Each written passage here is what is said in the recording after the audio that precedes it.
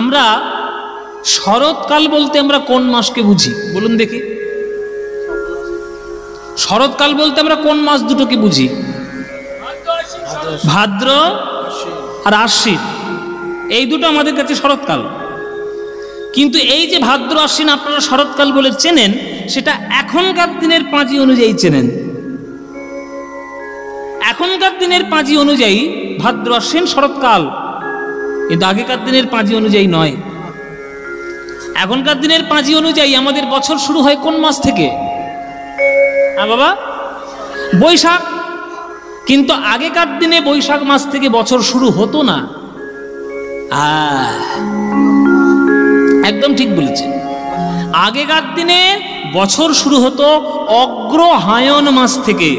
ওই জন্য নামটাই ওই রকম, অগ্র মানে আগে, হায়ন মানে বৎসর। অগ্রহায়ণ মানে বছরের প্রথম মাসটাই হচ্ছে অগ্রহায়ণ। এই অগ্রহায়ণ মাসটা, যেটা আমরা এখন চলতি কথায় অঘ্রাণ অঘ্রাণ বলি, অঘ্রাণ নয়, অঘ্রাণ নয়, অগ্রহায়ণ। এই অগ্রহায়ণ মাস থেকে আগেকার দিনে বছর শুরু হতো। আপনাদের এখানে নিশ্চয়ই হয়, বিভিন্ন জায়গায় হয় না এখনো। এই যে অঘ্রাণ মাসের শেষে ধান কাটা শুরু হয়, হয় না? আর ওই ধানটা নিয়ে গিয়ে ঠাকুরের চরণে প্রসাদ দিতে হয়। ওই উৎসবটা বাংলা একটা নাম আছে, নবান্ন বলে। হয় আপনাদের নবান্ন? নবান্ন মানে নবান্ন বলেই নয়, নবান্ন উৎসব জানেন তো? এই নবান্ন উৎসব মানে নতুন বছরের মাসের শেষে ধানটা কাটা হলো, সেই ধান দিয়ে প্রথম অন্নটা ঈশ্বরের নামেই দান করা হবে, ঈশ্বরের নামে উৎসর্গ হবে। এই মাস থেকে বছর শুরু হতো।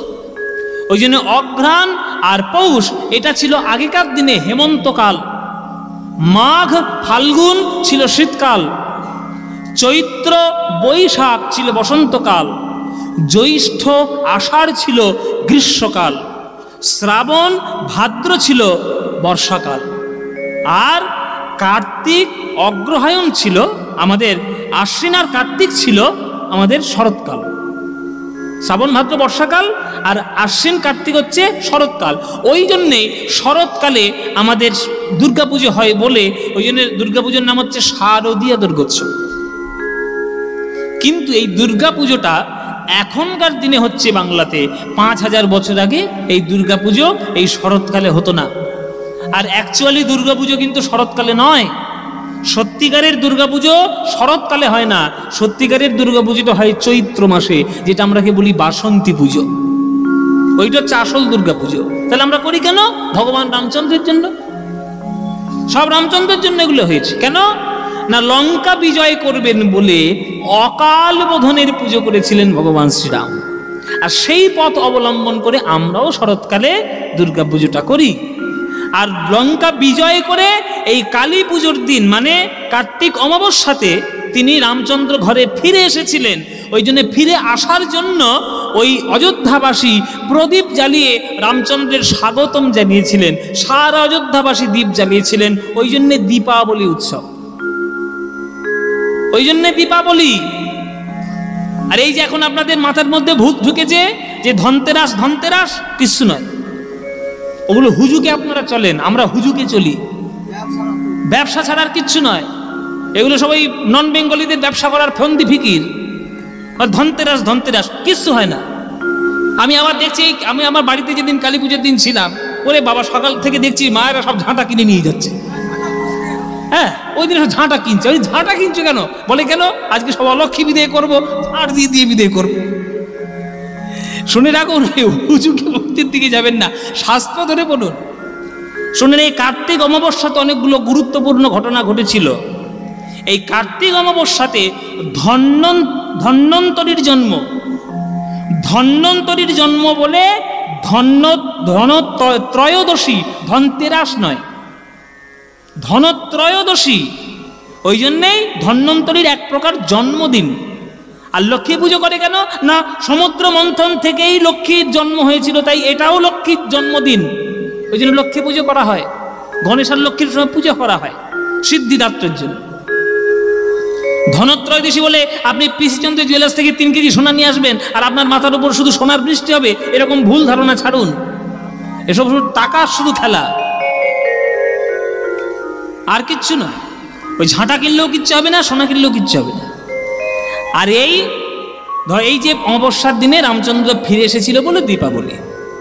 সুতরাং এই যে তিথিটা যে চলছে, এই যে মাসটা চলছে, এই মাসে আগেকার দিনে আমাদের ইন্দ্র পুজো করা হতো। ওই ইন্দ্র পুজো আমাদের বৃন্দাবনে নন্দ রাজার পরিচালনায় শুরু হয়েছে। সবাই হাত জোড় করে বসুন, সবাই করো জোরে বসুন।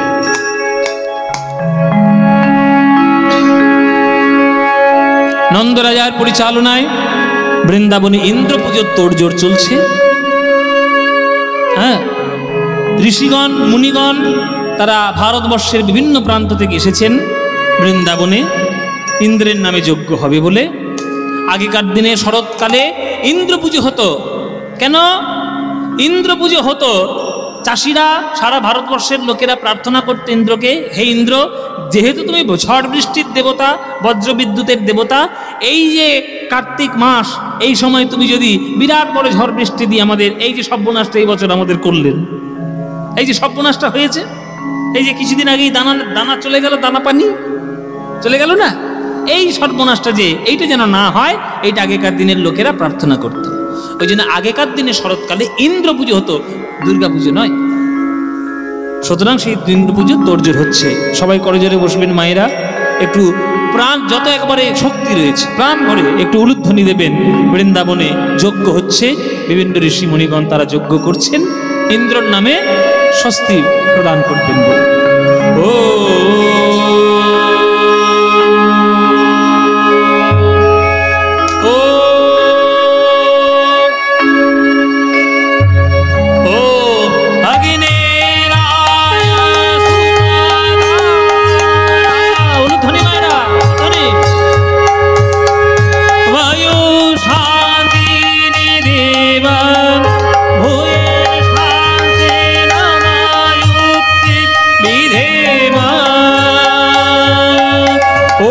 स्वस्ति न इंद्र वृद्धस्ववाः स्वस्ति न पूषा विश्ववेदाः स्वस्ति नस्तारक्षो अरिष्टनेमि स्वस्ति न बृहस्पतिर्दधा ॐ संगच्छध्यं संगदध्यं संगमनांसि जानतां दिवाभागं यथा पूर्वे संगमनांसि उपासते।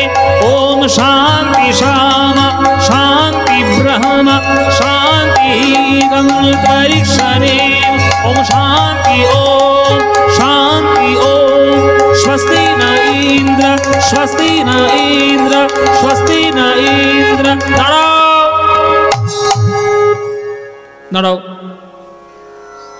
কৃষ্ণ সবাইকে এসে থামিয়ে দিয়েছে। দাঁড়ান দাঁড়ান দাঁড়ান, কি ব্যাপার? এই বালক কৃষ্ণ আমাদের যজ্ঞ বন্ধ করে দিল কেন? ও শান্ডিল্য, এই গোপাল বন্ধ করে দিল যে যজ্ঞ। অভিজ্ঞ লোক এই যে কাশ্যপ গোত্র, আপনি বলুন এই গোপাল বন্ধ করে দিলে কেন? কি হয়েছে বাবা গোপাল, আমাদের যজ্ঞ বন্ধ করে দিলে কেন? গোপাল বলছে, শুনুন, বহু দূর থেকে পদধূলি দেওয়ার জন্য আমাদের গ্রামে আপনারা এসেছেন। আপনারা ইন্দ্রের নামে যজ্ঞ করতে যজ্ঞ করুন, জগতের শান্তির জন্য যজ্ঞ করতে এসেছেন, অবশ্যই করুন, আমি বাধা দেব না।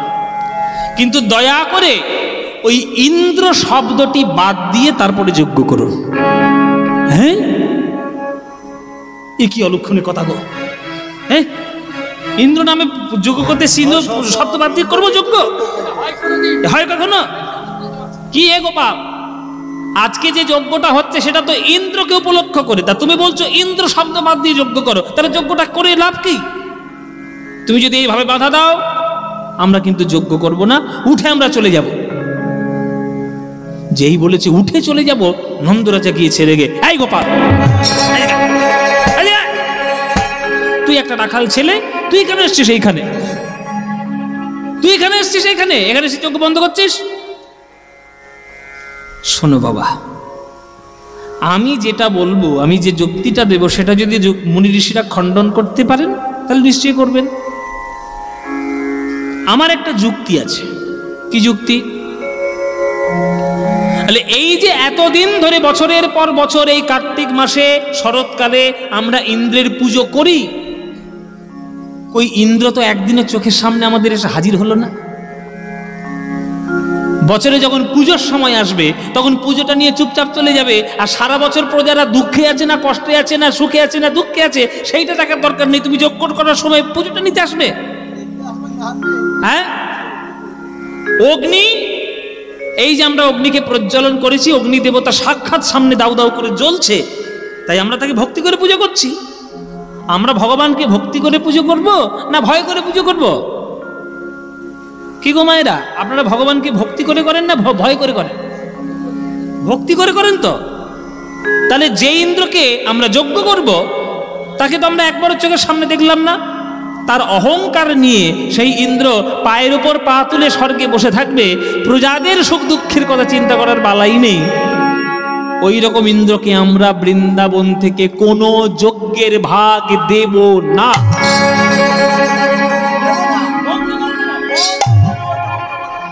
দেব না। ঋষিমুনিরা বলছে যে গোপালের কথায় যুক্তি আছে। যুক্তি আছে কিনা? ঠিকঠাক বলেছে কথা।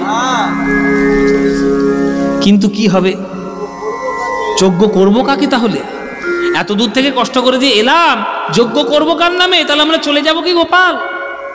গোপাল বলছে না না, চলে যাবেন কেন?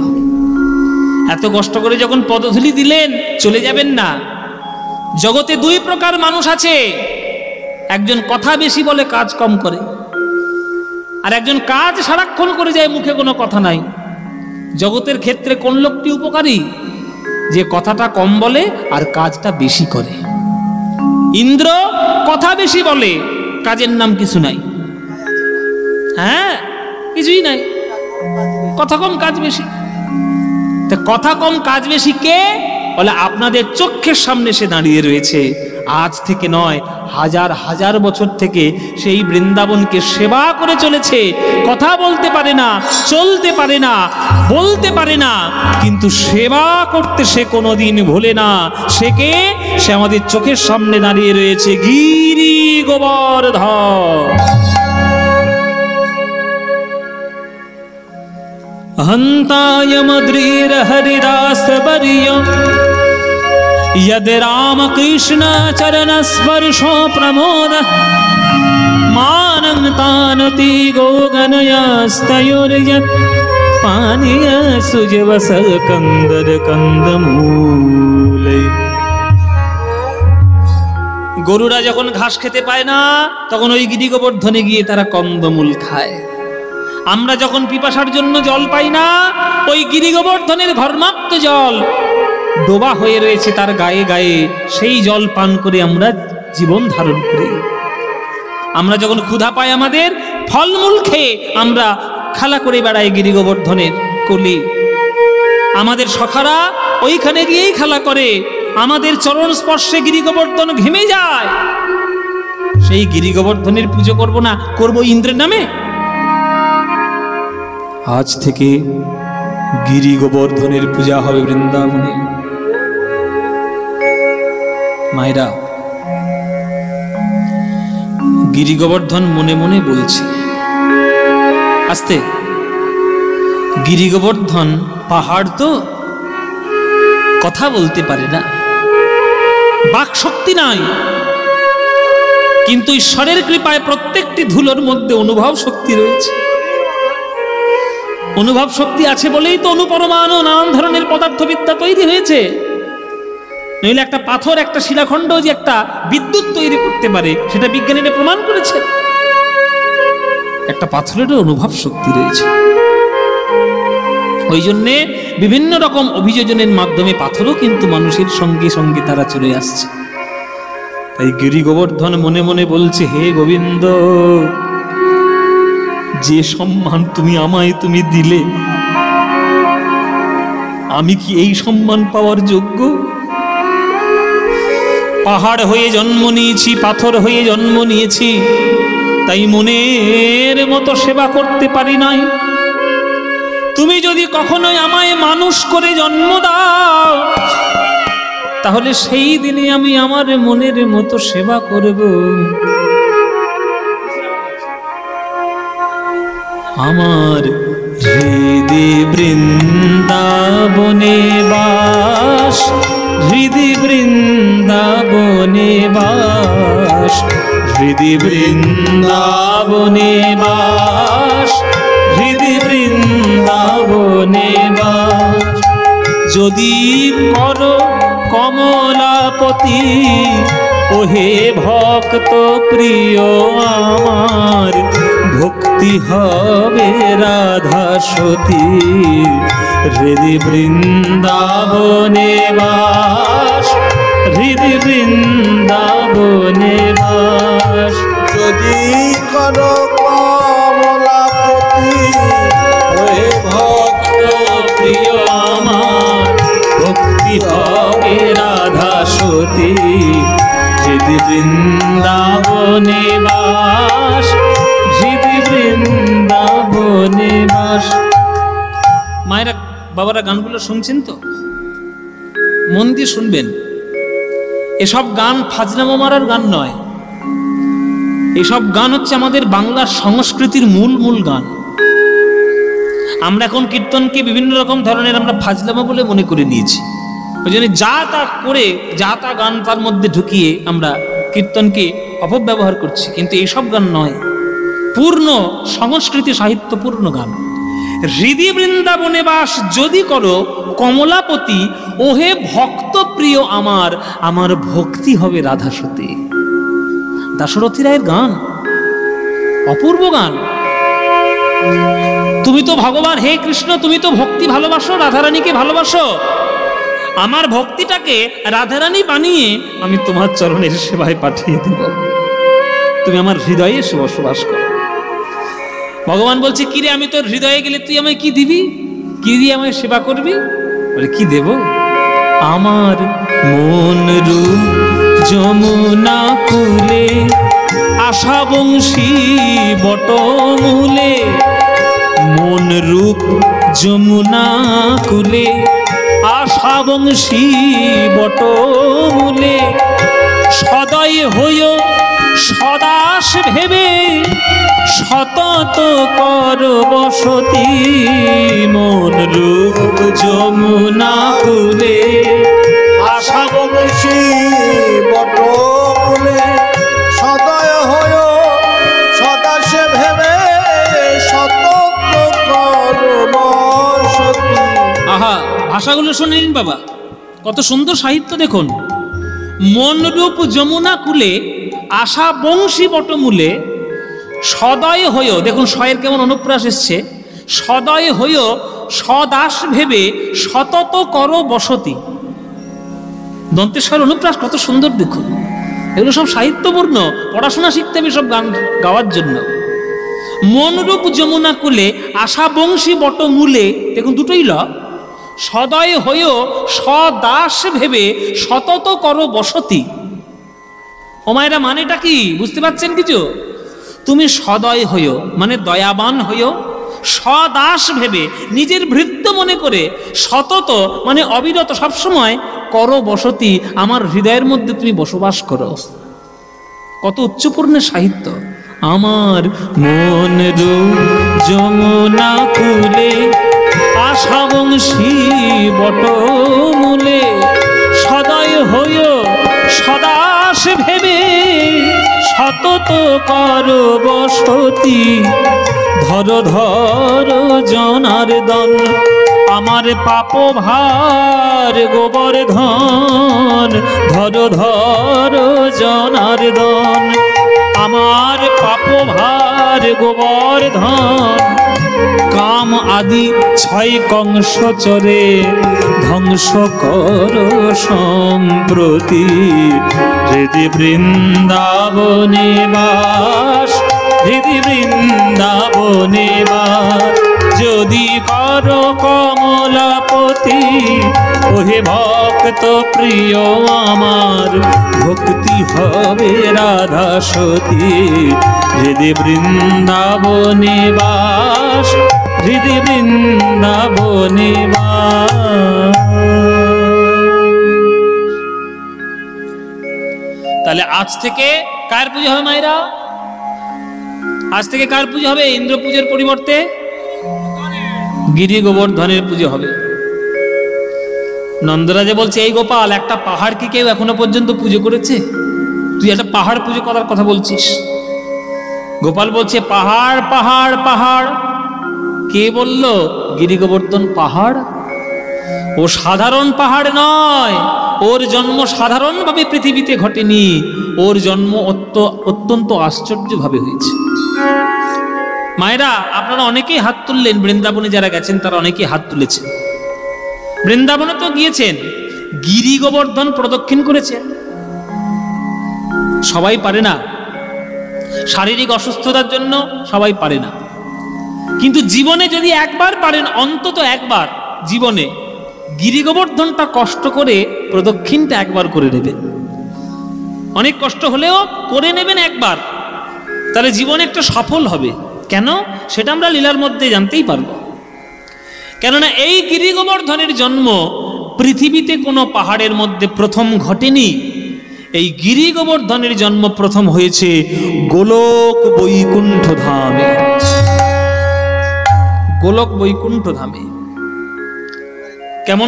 কেমন করে হলো গোলক বৈকুণ্ঠ ধামে? শুনুন, হাত জোড়ে করে বসুন সবাই। এই বাঁকুড়া জেলায়, এটা বাঁকুড়া জেলা, বাঁকুড়া জেলাটা আমাদের বাংলার সাহিত্যের জন্য এবং সংস্কৃতির জন্য একটা অনন্য জেলা। কেননা বাঁকুড়ার জেলার যেমন কারুকার্য রয়েছে, বাঁকুড়ার সব কি ওই যে ঘোড়ার মতো দেখতে হয়, বিষ্ণুপুরের যে টেরাকোটার যে কাজ, সেটা বাঁকুড়া জেলায়। তারপরে বাঁকুড়া জেলার এক পদকর্তা আছেন, যিনি আমাদের বৈষ্ণব জগতের একদম উজ্জ্বল নক্ষত্র। তিনি হলেন চণ্ডীদাস ঠাকুর, ছাতনার চণ্ডীদাস ঠাকুর। আজকের বৃন্দাবনে, মানে গোলক বৈকুণ্ঠ ধামে, গোলকে রাধারানী গোবিন্দের চরণে আত্মনিবেদন করছে। সেই আত্মনিবেদনের গান একটা গাইব, যেটি চণ্ডীদাসের লেখা। তাই সবাইকে বলছি, মায়েরা, আপনারা একটু হাত জোড়ে করে, করজোরে, হৃদয়ে ভক্তি ভরে এই গানটি শুনবেন। পদাবলী কীর্তন তো, পদাবলী কীর্তনকে খুব শ্রদ্ধার সঙ্গে সম্মান করতে হয়। সবাই করজোরে বসুন, মন দিয়ে শুনুন রাধারানীর আত্মনিবেদন। বধূ হে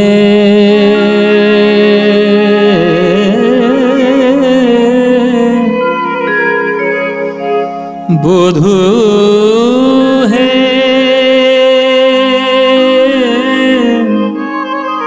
বধূ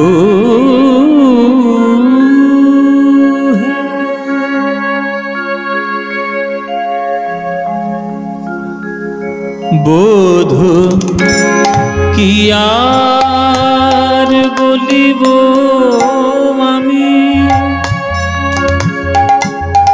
কি আর বলিব আমি, তুমি তো আমার সকলই জানো, বধূ তুমি তো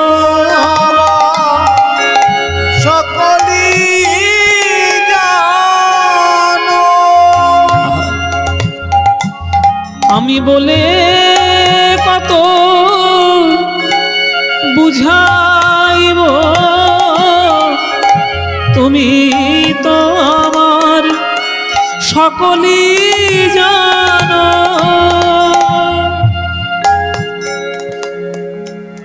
জনমে জনমে জীবনে মরণে প্রাণনাথ হইও তুমি,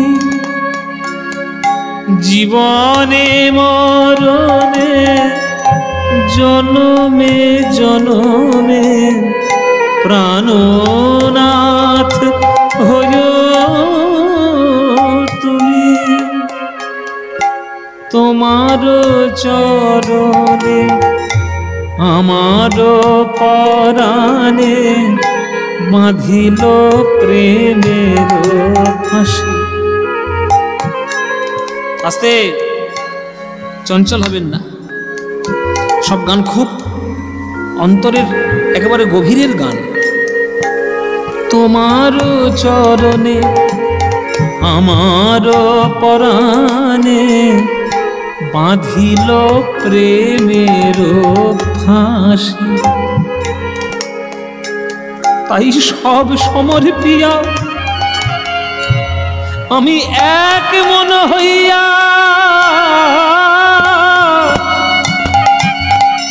আমি নিশ্চয় হইলাম দাসী।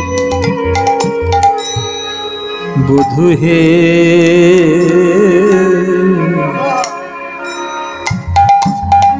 বধূ একুলে ওকুলে দুকুলে গোকুলে আপনা বলিব কায়। আমার আপন বলতে কেহ নাই হে, আপন বলতে কেহ নাই হে।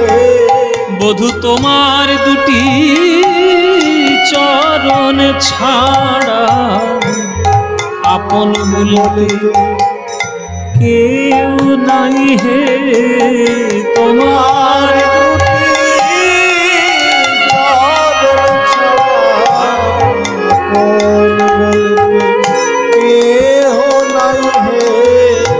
আপনা বলিব কায়। বড় বড় শীতল জানি, বড় শীতল জানিয়া শরণ লইন ও দুটি কমল পায়। এখন আখির নিমেষে যদি নাহি হেরি তবে এ পরাণে মরে।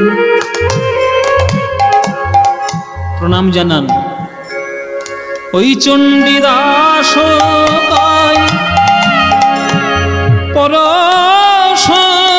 পরশরতন চণ্ডীদাস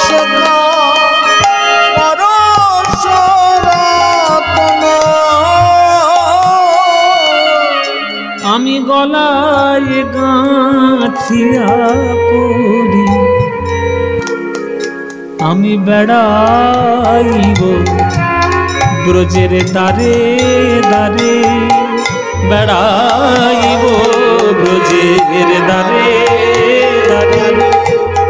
কৃষ্ণ কলঙ্কের হার গলায় পরে বেড়াইব ব্রজের দ্বারে দ্বারে। কৃষ্ণ কলঙ্কের হার গলায় পড়ে যে যা বলে বলুক লোকে। বেড়াইব কৃষ্ণ কলঙ্কিনী বলে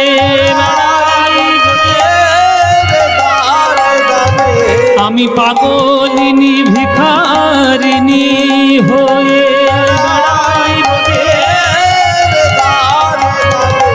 আমি কৃষ্ণ কলঙ্কিনী হয়ে ব্রজের পথের ধুলায় গড়াগড়ি দিয়ে মুখে কৃষ্ণ কৃষ্ণ কৃষ্ণ বলে বেড়াই ব্রজের ধারে ধারে।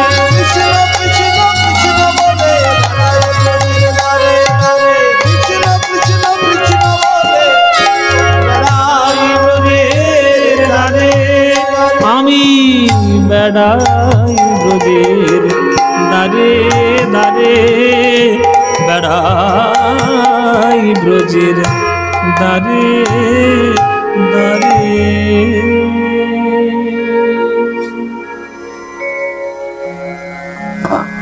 এটি হলো আত্মনিবেদনের গান। শ্রীকৃষ্ণের চরণে রাধারানী আত্মনিবেদন করছেন, আর রাধারানীর প্রেমাশ্রু, হৃদয়ের অনুরাগ নয়ন জল রূপে বিন্দু বিন্দু ঝরে ঝরে রাধারানীর বক্ষ মাঝে স্থিত হচ্ছে। প্রেমের এত বৈশিষ্ট্য আর এত তীব্রতা, ওই প্রেমের শীতলতায় কঠিন হয়ে গিয়ে ওই জল রাধারানীর বুকে জমাট বেঁধে রাধারানীর বক্ষ মাঝে জন্ম নিল এই গিরি গোবর্ধন। রাধারানীর বুকের মাঝখানে জন্ম। সেই গোবর্ধন বলে উঠল, হে প্রভু, আজ যদি গোলক বৈকুণ্ঠ ধামে তোমাদের এই প্রেম হয়, তাহলে তোমরা যখন বৃন্দাবনে লীলা করতে যাবে সেই প্রেম কেমন হবে? আর সেই প্রেম দর্শন করার সৌভাগ্য কি আমার হবে না? তখন গোবিন্দ আশীর্বাদ করে বললেন, শোন গোবর্ধন, তোর জন্ম হয়েছে রাধারানীর বক্ষ মাঝে, তা তুই যদি আমাদের লীলা দর্শন না করিস, দর্শন করবে কে? সাক্ষী রূপে কে থাকবে? কাউকে তো একজন জগৎকে জানাতে হবে যে রাধা কৃষ্ণের প্রেম কত উচ্চ স্তরের। তুই থাকবি, আমি তোকে আশীর্বাদ দিলাম, ত্রেতা যুগের শেষ লগ্নে তুই দ্রোণ পর্বতের ঘরে জন্ম নিবি। দ্রোণ পর্বতের ঘরে জন্ম নিয়ে তুই কালের গতিতে বৃন্দাবনে যাবি, আর আমাদের লীলা দর্শন করে পৃথিবীতে শ্রেষ্ঠ প্রেম রূপী ঘোষণা করবি। যা, আশীর্বাদ করলাম। মায়েরা, কৃষ্ণের আশীর্বাদে গোবর্ধন রাধারানীর বক্ষ মাঝে জন্ম নেওয়ার পর প্রথম পৃথিবীতে তিনি অবতীর্ণ হলেন দ্রোণ পর্বতের ঘরে। এই জায়গাটা কোথায়? দ্রোণাচল পর্বতের ঘরে। দ্রোণাচল, তাই আগেকার দিনে নাম ছিল দেরাদ্রোণ। সেই দেরাদ্রোণটা এখন অপভ্রংশ হয়েছে দেরাদুন। দেরাদুন একটা জিনিসের জন্য বিখ্যাত, জানেন তো? কিসের জন্য? বাসমতি চালের জন্য। দেরাদুন বাসমতি চাল। হ্যাঁ হ্যাঁ, এই ফ্রাইড রাইস আর বিরিয়ানি করতে কি ওই দেরাদুন চালের নাম মনে পড়ে আর কি। হ্যাঁ, দেরাদুন রাইস, কিন্তু অ্যাকচুয়ালি কথাটা হচ্ছে দেরাদ্রোণ। হিন্দি শব্দে ডেরা বা দেরা শব্দের অর্থ হচ্ছে বাসা বা ঘর। বলে না, তোমারা ডেরা কাহা পর হ্যায়? তো ডেরা মানে হচ্ছে বাসা বা ঘর। তো এই দ্রোণ পর্বতের ঘর বলে নাম হয়েছে দেরাদ্রোণ, এখন হয়েছে দেরাদুন। ওই দ্রোণাচল পর্বতের ঘরে জন্ম নিল গিরি গোবর্ধন। যেই জন্ম নিলেন, ভগবান শ্রী বিষ্ণু দর্শন দিলেন পুলস্ত ঋষিকে। সপ্ত ঋষির এক ঋষি পুলস্ত, সেই পুলস্ত ঋষি তাকে দর্শন দিলেন। দর্শন দিয়ে বলছে, পুলস্ত, সবসময় যোগ ধ্যান নিয়ে থাকলে চলবে? যাও তীর্থ ভ্রমণ করো। বলে, ঠিক আছে, তীর্থ ভ্রমণ করবো প্রভু, আপনি আজ্ঞা দিন, তাহলে বেরিয়ে পড়ি। বলে, দাঁড়াও, একা একা তীর্থ ভ্রমণ হয় না, ভক্ত সঙ্গে তীর্থ ভ্রমণ করতে হয়। ভক্ত সঙ্গে যাবে, অভক্তদের সঙ্গে নিয়ে যাবে না। ও মায়েরা, মায়েরা, বাবারা, সবাইকে বলি, আপনাদের একটা কথা শিখিয়ে দিই। যদি আপনার মনে হয় যে ভারতবর্ষের তীর্থ আপনি ভ্রমণ করবেন, অবশ্যই করুন, এ তো সৌভাগ্যের ব্যাপার। কিন্তু অভক্তদের সঙ্গে নিয়ে তীর্থে যাবেন না। কারণ অভক্তদের সঙ্গে নিয়ে গেলেই তারা শুধু বাথরুম খুঁজবে আর হোটেল খুঁজবে, তারা তীর্থের পবিত্রতা বুঝবে না। হ্যাঁ, তীর্থের পবিত্রতা বুঝতে গেলে হৃদয়ের মধ্যে গভীর রাশি ভক্তির দরকার। তাই অভক্তদেরকে সঙ্গে নিয়ে যাবে না, ভক্ত সঙ্গে যাও। পুলস্ত ঋষি ভক্তকে নিয়ে যাও। প্রভু, কোন ভক্ত? বলে, দ্রোণ পর্বতে ঘরে জন্ম নিয়েছে গোবর্ধন, ওই গোবর্ধনকে সঙ্গে নিয়ে তুমি তীর্থ ভ্রমণে যাও। যাও। পুলস্ত ঋষি বিষ্ণুর আজ্ঞায় দ্রোণাচল পর্বতের ঘরে এসেছে। এই যে গিরি গোবর্ধন, আহা, এইটা হচ্ছে গিরি গোবর্ধন। ও মায়েরা, এইটা এইটা, দেখেছেন মুখটা? মুখটা দেখে নিন, এখন নাক মুখ দেখুন, ঠিক এবার পাহাড়ের টিলার মতো দেখতে। এই যে গোবর্ধন, এই বিষ্ণু, ভগবান বিষ্ণু আমাকে আজ্ঞা দিয়েছে, আমার সঙ্গে তুমি যদি একটু তীর্থে যাও। যাবে নাকি তীর্থে? হ্যাঁ, পুলস্ত ঋষি গিরি গোবর্ধনকে বলছে। গিরি গোবর্ধনে কহে, শুনহ বচন, গিরি গোবর্ধনের কহে, শুনহ বচন। বলো তুমি কি করিবে, বলো তীর্থের ভ্রমণ, তুমি কি করিবে, বলো তীর্থের ভ্রমণ। গোবর্ধন কহে শুন মোরে বাণী, গিরি গোবর্ধন শোনো মোর বাণী, ওগো লোক মুখে শুনি আমি সাধক আপনি, লোক মুখে শুনি আমি সাধক গিরি গোবর্ধন কহে শোনো মোর বাণী, লোকমুখে শুনি আমি সাধক আপনি। প্রভু আমায় কোলে করে নিয়ে চলো, তবেই আমি তীর্থে যাব, কোলে করে নিয়ে চলো, তবেই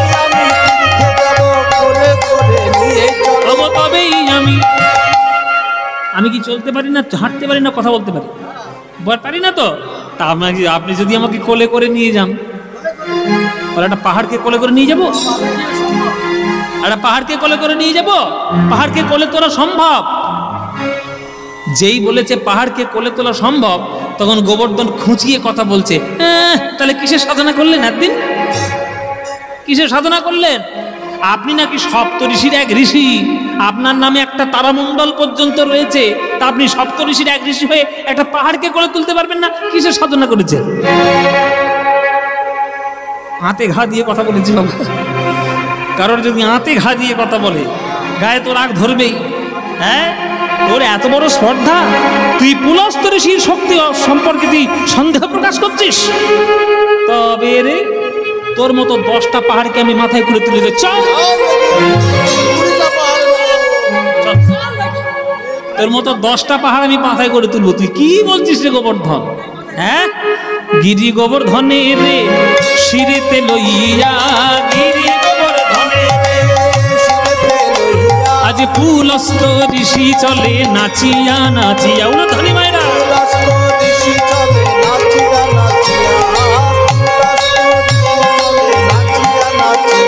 আর চারিধাম চারি কালে করিয়া ভ্রমণ, চারিধাম চারি চারিধাম চারি কালে করিয়া ভ্রমণ, চারিধাম বৃন্দাবন ধামে আসি দিল দর্শন। হরি বল হরি বল, ধামে আসি দিল দর্শন, বৃন্দাবন ধামে আসি দিল দর্শন। এই তো বৃন্দাবন, বাহ, এইখানেই তোমার আসার দরকার ছিল। ও মায়েরা, আগেকার দিনে বর্ষাকালে তীর্থ ভ্রমণ নিষিদ্ধ ছিল, বর্ষাকালে তীর্থ ভ্রমণ করা যাবে। ওই জন্য বর্ষাকালের সময়ে এই যে চাতুর্মাস্য ব্রত হতো না, তখন শুধু ঘরেই থাকতে হতো, শাস্ত্র আলোচনা আর কেবলমাত্র শাস্ত্র পাঠ, এর মাধ্যমেই জীবনযাপন করতে হতো। এই চাতুর্মাস্য ব্রতের পর তারপরে তুমি তীর্থ ভ্রমণ করতে পারো, চারিধাম চারিকাল। সবার শেষে বৃন্দাবনে এসে হাজির হলেন। বৃন্দাবনে পুলস্ত ঋষি যেই পাটা দিয়েছেন, বুঝতে পারলেন যে এইখানেই দাপর যুগে রাধা গোবিন্দের লীলা তৈরি হবে। পুলস্ত ঋষি মনে মনে ভাবছেন, যেখানে রাধা গোবিন্দের লীলা হবে সেইখানে আমি বসে একটু ধ্যান করব না? ও মায়েরা, ধ্যান করতে বসে গেল পুলস্ত। এই যে ধ্যান করতে বসলো, এইখানেই গন্ডগোলটা হলো। গন্ডগোলটা ঠিক এইখানেই হয়েছে। কিরকম গন্ডগোল? এই গিরি গোবর্ধন যখন মাথায় উঠেছিল, তখন শর্ত দিয়ে এগ্রিমেন্টে সাইন করে উঠেছিল যে শুনুন ঋষিবর, যতক্ষণ আপনার হাতে আছি, মাথায় আছি, গলায় আছি, পায়ে আছি, সব জায়গায় আছে, ঠিক থাকবো, কিন্তু খবরদার আমাকে মাটিতে বসানো যাবে না। একবার যদি আপনি মাটিতে বসিয়ে দিয়েছেন, আর আপনি যতই বড়ই মুনি ঋষি হন না কেন, আমাকে টেনে আপনি তুলতে পারবেন না, সে ক্ষমতা আপনার নাই, আমি বলে দিলাম। এইটা শর্ত দিয়েই তবে মাথায় উঠেছে। এখন পুলস্ত ঋষি ধ্যান করার আনন্দে ওই কথাটাই ভুলে গেছে যে মাটিতে বসানো যাবে না। রাধা গোবিন্দের লীলা হবে, আনন্দে ধ্যান করতে বসে গেছে। যেই ধ্যান করতে বসে গেছে, ওই মাটিতে নামিয়ে দিয়েছে।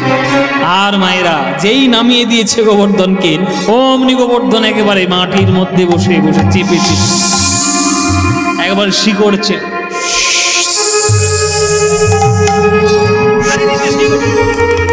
একবার মাটির মধ্যে জমে জমে বসে। এবার পুলস্ত ঋষি ধ্যান হয়ে গেছে। এবার পুলস্ত ঋষি বলছে, বাবা ঘরে চল, ঘরে ছেলে ঘরে চল, বাবা এই ঘরে চল।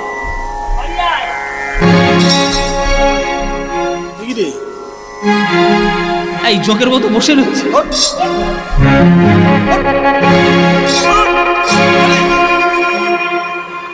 যতই টানে ওঠে আর না। কি উঠছে না, উঠছে না কেন? হ্যাঁ, এই তুই কত শিকড় চেনেছিস, তুই উঠছিস না কেন? তখন গোবর্ধন বলছে, আপনাকে কি বলেছিলাম ঋষিবর, মাটিতে যদি বসান আমি আর উঠব না। আপনার বোধহয় জানা নাই আমার জন্ম হয়েছে এই বৃন্দাবনে আসার জন্যই। আমার জন্ম রাধারানীর বুকে, কৃষ্ণের আশীর্বাদে আমার বৃন্দাবনে আসার কথা ছিল, তাই আপনার মাথায় চেপে আমি উঠে চলে এলাম। ব্যাস, আপনি এবার আপনার ঘরে যান, আপনি জীবনে আমাকে এখানের থেকে তুলে নিয়ে যেতে পারবেন না।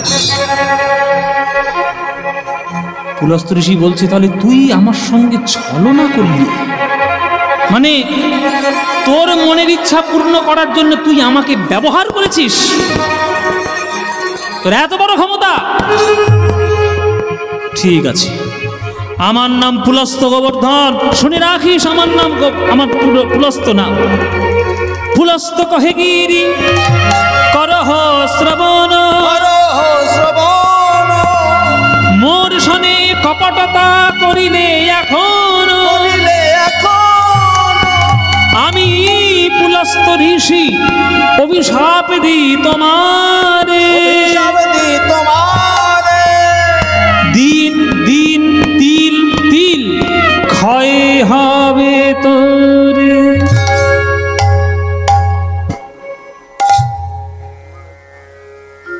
দিন দিন তিল তিল ক্ষয় হবে তোরে। এই যে প্রত্যেক দিন একটা তিলের মাপে গিরি গোবর্ধন ক্ষয়ে যাবে, এই অভিশাপ পুলস্তের থেকে পাওয়া, সেই অভিশাপ মাথায় নিয়ে আজ পর্যন্ত গিরি গোবর্ধন বৃন্দাবনে আছে। কিন্তু জানলে আপনারা অবাক হয়ে যাবেন যে গিরি গোবর্ধন আগেকার দিনে যত উঁচু ছিল এখনকার দিনে কিন্তু অত উঁচু আর নেই, নেমে এসছে। বলতো আগেকার দিনে রাধারানীর ঘর থেকে পুরো ছায়াটা এসে পড়তো গিরি গোবর্ধনের, সে ছায়া পড়ে না বাবা এখন, আর অনেক নেমে গেছে। গিরি গোবর্ধন প্রত্যেক দিন একটা তিলের মাপে ক্ষয়ছে, আর শাস্ত্রে এটাও বলা আছে, ক্ষয়িতে ক্ষয়িতে যেদিন গিরি গোবর্ধন নামক পাহাড়টি পৃথিবী থেকে সম্পূর্ণ মিশে যাবে, সেই দিন আমাদের পৃথিবীর, বলো হরি হরি বল, হরি বল বাবা, কে বাঁচাবে তখন আপনাদের? মায়েরা বলছে, বাবা আমরা জেনে কি করব? তখন যারা যারা থাকবে তখন তারা বুঝবে কোন ঠেলা, আমরা তো ঠেলা বুঝে কি করব। যাই হোক, এই হচ্ছে গিরি গোবর্ধনের ইতিহাস। তাই যত গোপগণ গিরি পূজন, যত গোপগণ গিরি এই মরে অভিমত, কহে কৃষ্ণদাস, কহে কৃষ্ণদাসে বাঢ়ে উল্লাসে সুবাস বচন রীত, কহে কৃষ্ণদাসে বাঢ়ে সুবাস বচন রীত। তাহলে ইন্দ্র পুজো বাদ শুরু হবে গিরি গোবর্ধন পুজো। মায়েরা, এইখান থেকেই শুরু হলো অন্নকূট উৎসব। কেমন করে দেখুন এইবার। তাহলে ঋষিমুনিরা আপনারা যজ্ঞ করতে এসছেন, আপনারা একেবারে সুন্দর করে যজ্ঞ করবেন। হ্যাঁ, যজ্ঞ করে এই যে সামনে গিরি গোবর্ধন, এই গিরি গোবর্ধনের চূড়াকে নিয়ে, সম্পূর্ণকে নিয়ে আপনারা মন প্রাণ দিয়ে যজ্ঞ করে যাবেন। কেমন বাবা? এই যে গিরি আমাদের ঋষি মুনিরা ব্রাহ্মণ বৈষ্ণব এসছে, 1000 সহস্র স্বর্ণ মুদ্রা দিয়ে আসবে। হ্যাঁ, 1000 করে স্বর্ণ মুদ্রা প্রত্যেককে দেবে, প্রত্যেক ব্রাহ্মণদেরকে দেবে। একদম 1000 সহস্র স্বর্ণ মুদ্রা পেয়ে যাবে। চলো সবাই, চলো এইবার পুজো করতে শুরু করে দিল। হ্যাঁ, কত শত লোক আসি করিছে রন্ধন, কত শত লোক আসি করিছে রন্ধন, কত শত লোক আসি করিছে রন্ধন, কত শত লোক আসি করিছে রন্ধন, তারা দধি দুগ্ধ সরোবর করিলা খনন, ব্যঞ্জনেরও কত স্তূপ অন্নকূট করি। এই দেখুন অন্নকূট শব্দ, স্তূপ অন্নকূট করি। বলে গিরি গোবর্ধনকে যেমন দেখতে তেমন অন্ন রন্ধন করো। অন্নকূট, কূট মানে কি? কূট মানে হচ্ছে চূড়া, ভাত এত রান্না করেছে, ভাতটাকে ভাতের মতো মনে হচ্ছে না, অন্নকে অন্নের মতো মনে হচ্ছে না, অন্নকে দেখে মনে হচ্ছে যেন একটা পাহাড়। অন্ন কূট, কূট, কূট মানে হচ্ছে একবার ওই চূড়া, পাহাড়ের চূড়া, অন্নকূট। এবার তার সামনে 56 ব্যঞ্জন বিভিন্ন ধরনের, এমন ডাল রান্না করবে যাতে কড়া থেকে তুলতে না হয়, কুয়ো থেকে তুলতে হয়। এত দই জোগাড় হয়েছে, দইয়ের সরবরাহ হয়ে গেছে, এত দুধ জোগাড় হয়েছে, দুধের হ্রদ হয়ে গেছে, এত পরিমাণ বিপুল খাওয়া দাওয়ার আয়োজন হয়েছে। হ্যাঁ, ওই জন্য বলছে গন্ধ পুষ্প ধূপ দীপ সাজাই আনিল, গন্ধ পুষ্প ধূপ দীপ সাজাই আনিল, শুদ্ধ মন্ত্রে ব্রাহ্মণগণ পূজা করি দিল, শুদ্ধ মন্ত্রে ব্রাহ্মণগণ পূজা করে, ও শুদ্ধ মন্ত্রে ব্রাহ্মণগণ পূজা করে দিল, শুদ্ধ মন্ত্রে ব্রাহ্মণগণ পূজা করে দিল। হ্যাঁ, বলছে এই যে গোপাল, এই যে গিরি গোবর্ধনের নামে আজকের পুজো হবে, অন্নকূট উৎসব হচ্ছে। এই যে অন্নকূট উৎসব, এই যে গিরি গোবর্ধনকে কেন্দ্র করে হচ্ছে, তো গিরি গোবর্ধনের নামে তো কোনো মন্ত্র নেই, তাহলে আমরা কি মন্ত্র বলে তাকে পুজো করব, যজ্ঞ করব? তখন কৃষ্ণ বলে দিলেন যে যাই বলবেন শেষে গিরি গোবর্ধনায় নমঃ বলে দেবেন, বলে দিলেই হয়ে যাবে, তাই নাকি? বলে হ্যাঁ, তাহলে বলো পুজো করতে শুরু করো, এই পুজো করতে শুরু করে দাও, শুরু করে দাও। আর হাত জোর করে বসো সবাই, মায়েরা সবাই হাত জোরে করে বসো, ও উলুধ্বনি দেবেন। পুজো হচ্ছে, ব্রাহ্মণ বৈষ্ণব পুজো করছেন, উলুধ্বনি দিন মায়েরা। ও পবিত্র পবিত্র বাহ সর্বাবস্থানগতোপি বাহ যস্মরে পুণ্ডরীকাক্ষ সাভজ্জভ্যন্তর শুচি নমো শুচি নমো শুচি নমো শুচি। এতে গন্ধে গিরিগোবর্ধনায় নমঃ, এতে পুষ্পে গিরিগোবর্ধনায় নমঃ, এষো ধূপ গিরিগোবর্ধনায় নমঃ, এষো দীপ গিরিগোবর্ধনায় নমঃ, এতৎ সম্প্রদানায় অধিপতে শ্রী বিষ্ণবে নমঃ। এই যে দেখুন, প্রত্যেকটি শব্দের শেষে গিরি গোবর্ধনায় নমঃ, গিরি গোবর্ধনায় নমঃ, গিরি গোবর্ধনায় নমঃ, এই যে শব্দটি জুড়ে দিলেন কৃষ্ণ, এই পুজো হয়ে গেল। হ্যাঁ, যেই বলেছে এতৎ সম্প্রদানায় অধিপতে শ্রী বিষ্ণবে নমঃ, ব্যাস সঙ্গে সঙ্গে কৃষ্ণ তার লীলা চাতুরি শুরু করে দিলেন। আজ কি আনন্দ রে গোবর্ধন পূজায়, উলুধ্বনি,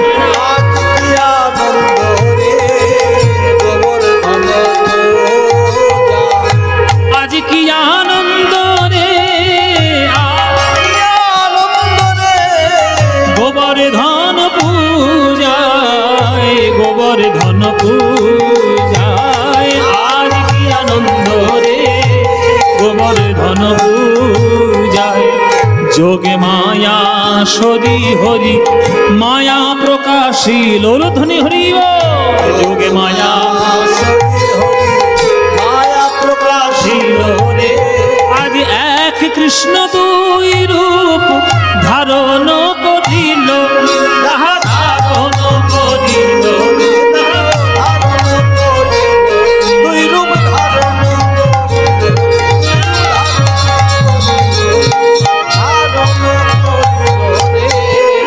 গোবর্ধন পূজায়, গোবর্ধন পূজায়।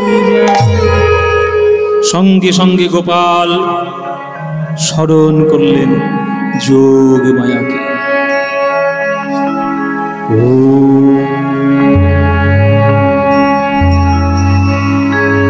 সবাই করজোরে বসবেন। পুজো চলছে এখন, শ্যামা আরাধনা, মায়ের আরাধনা, আর প্রসঙ্গ এসেছে যোগ মায়ার। যিনি মাতৃশক্তি, যিনি জগৎ সৃজন করেন, তখন তিনি হন মহামায়া, আদি শক্তি। আবার সেই মা বৃন্দাবনে গিয়ে ভক্তের সঙ্গে যখন ভগবানের মিলন যোগসূত্র ঘটিয়ে দেন, তখন তিনি হন যোগ মায়া। সেই মাকে আমরা একটু স্তবের মাধ্যমে একটু আমরা তাকে ডেকে নেব। তাই সবাই মিলে একটু করজোরে বসবেন। কালী পুজো হচ্ছে যখন চারিদিকে, আর কালী পুজোরই অনুষ্ঠান থানার মধ্যে যখন হচ্ছে, মাকে না ডাকলে মা হয়তো একটু রুষ্টই হবেন। চলুন মায়েরা উলুধ্বনি দেবেন আর করজোরে সবাই স্তব পাঠটি শুনবেন।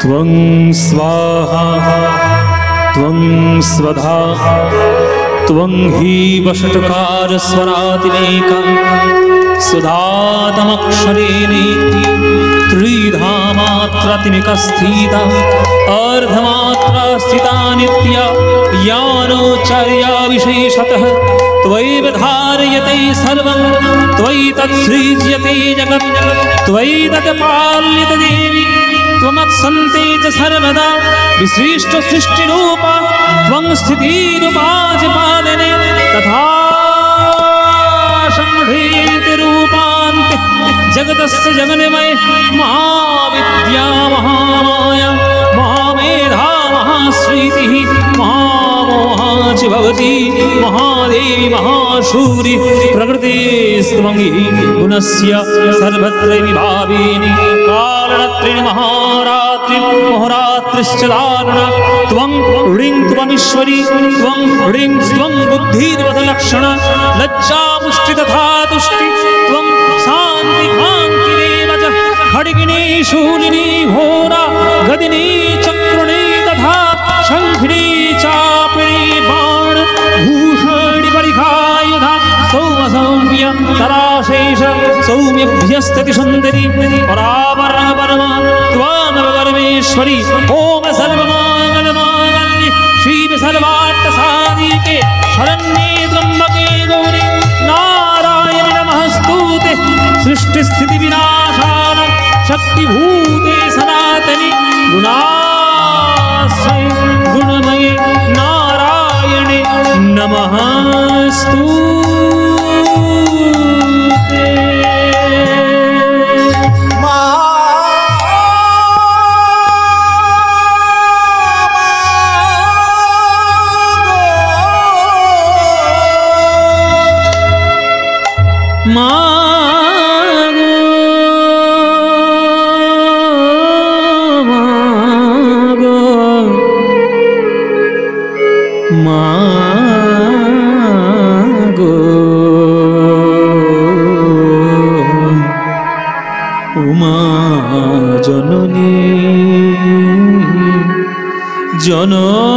জননী মা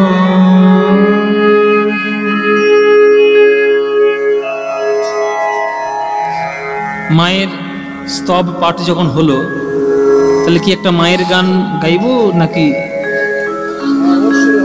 একটা মায়ের গান গাইবো নাকি? শ্যামা সঙ্গীত? বাবা শ্যামা সঙ্গীত হবে না কালী পুজোর সময়? আমার একটা খুব প্রিয় গান আছে, সেটাই শোনাই তাহলে। এই গানটি কথা এবং সুর শ্রী সঞ্জয় চক্রবর্তী, আর গানটি যিনি বিখ্যাত করেছেন তিনি আমাদের সবার গুরুজি পণ্ডিত অজয় চক্রবর্তী, যার কাছে আমার গান শেখা এবং যার চরণে বসার সৌভাগ্য পেয়েছি আমি। যদিও আমি সব রেগুলার ক্লাস করি, রেগুলার শাস্ত্রীয় সঙ্গীত শিক্ষার জন্য আমি যাই শ্রী অনল চ্যাটার্জির কাছে। এই অনল চ্যাটার্জি হচ্ছেন এই অজয় চক্রবর্তীরই এক পুত্র সম শিষ্য। আমার সৌভাগ্য যে আমি দাদাকেও পেয়েছি আর গুরুকেও পেয়েছি। দাদা মানে আমি অনল চ্যাটার্জিকে দাদাই বলি, আমাকে ভীষণ স্নেহ করেন, একদম ছোট ভাইয়ের মতো। এত বড় সাফল্য পেয়েছি তার জন্য তিনি গর্বিত ভীষণভাবে। সেটা আমার সৌভাগ্য যে আমি তার চরণের একটা ছোট্ট দাস হতে পেরেছি। আর এসব আপনাদের আশীর্বাদ। এবং এই যে কীর্তন এতক্ষণ ধরে শুনছেন, যার আশীর্বাদ ধন্য হয়ে আমি কীর্তন জগতে আমি এসেছি, এবং যিনি আমার কীর্তনের মূল আদর্শ, তিনি বর্তমান কীর্তন জগতের তিনি শ্রেষ্ঠ এবং সম্রাট। তিনি আমার গুরু কীর্তন সম্রাট শ্রী সুমন ভট্টাচার্য মহাশয়। আপনাদের এখানেও গান তিনি করেছেন, আমি শুনলাম জন্মাষ্টমী দিনে তিনি গান টান করে গেছেন। আমার জীবনের কীর্তনের আদর্শ তিনি, তবে আমার কীর্তনের নানান গুরু রয়েছেন, অনেকের কাছেই অনেক শিক্ষা আমি পেয়েছি। অরুণ চট্টোপাধ্যায়, অঞ্জন উপাধ্যায়, তারপরে আমাদের নিমাই বিশ্বাস, নীলমণি দাস, এগুলো সমস্ত মায়া পোদ্দার, এগুলো কীর্তনের গুরু। আর শাস্ত্রীয় সঙ্গীত জগতের গুরু শ্রী অনল চট্টোপাধ্যায়, পণ্ডিত অজয় চক্রবর্তী, হ্যাঁ, এদের মতো মানুষদের কাছে। তা আমার একটা খুব প্রিয় গান গুরুজির কণ্ঠে বিখ্যাত হয়, সেটা শোনাই।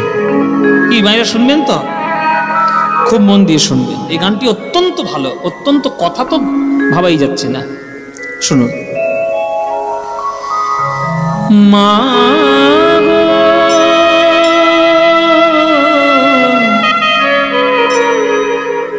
মা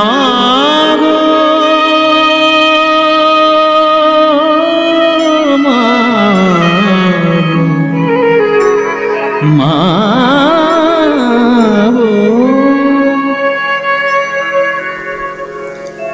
আমার চোখের মনি কালো বলে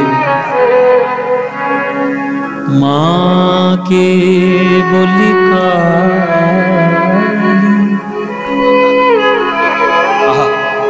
কথাটা কি কথা! হায় হায় হায়, আমার চোখের মনি কালো বলে মাকে বলি কালী। মা তো কালো নয়, পাপ দিয়ে, অপরাধ দিয়ে, জন্ম জন্মান্তরের কালিমা দিয়ে আমার চোখের মনিটা কালো হয়েছে, তাই মাকে আমি কালোই দেখছি। দেখবেন আপনি হলুদ সানগ্লাস পরলে জগৎকে হলুদই দেখবেন, লাল সানগ্লাস পরলে জগৎকে লালই দেখবেন, কালো সানগ্লাস পরলে জগৎটা কালোই দেখবেন। আপনার চোখের মনিটাই পাপে পরিপূর্ণ কালো, তাই আপনি মায়ের মূল রূপকে দেখতে পাননি, আপনি কালোই দেখছেন। কি তত্ত্ব আর কি দলি!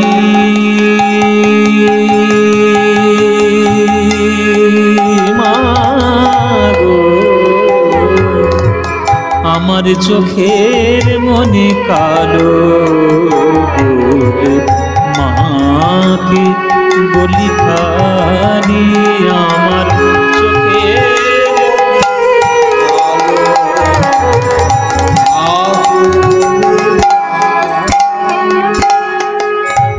কামনা বাসনার অসুর আমি গড়ি নিজের ভুলে।